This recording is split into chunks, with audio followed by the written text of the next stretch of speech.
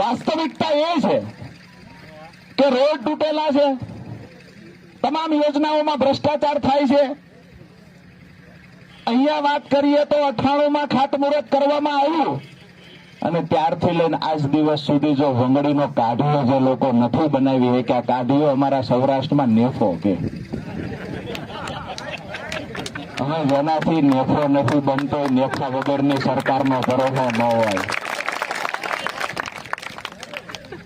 બીજી વાત કે ખેડૂતોના નામે જયારે વાત હોય ત્યારે રાજનીતિ માત્ર વિષય નથી.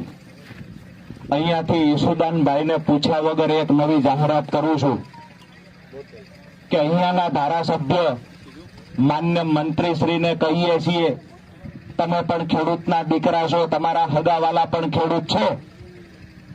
હું આજે વિનંતી કરવા માટે આવ્યો છું કે અમારા ખેડૂતોના વળતર માટે અને અમારા ખેડૂતોને સિંચાઈનું પાણી મળે એ માટે જો સરકાર તમારું ગાંઠતી ન હોય તો સરકારની સામે આંદોલનની તૈયારી કરો. મામો ભાણો ભેગા થઈને લડો. કોના બાપની તાકાત છે પાણીને રોકાવી શકે?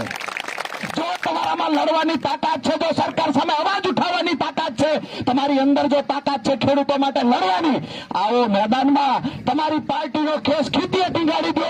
ઈસુદાનભાઈ એની પાર્ટીનો ખેસ ખીતીએ ટીંગાડી દે અને ખેડૂતો માટે છેલ્લા શ્વાસ સુધી લડવાની તૈયારી સાથે મેદાનમાં ઉતરી જાઓ.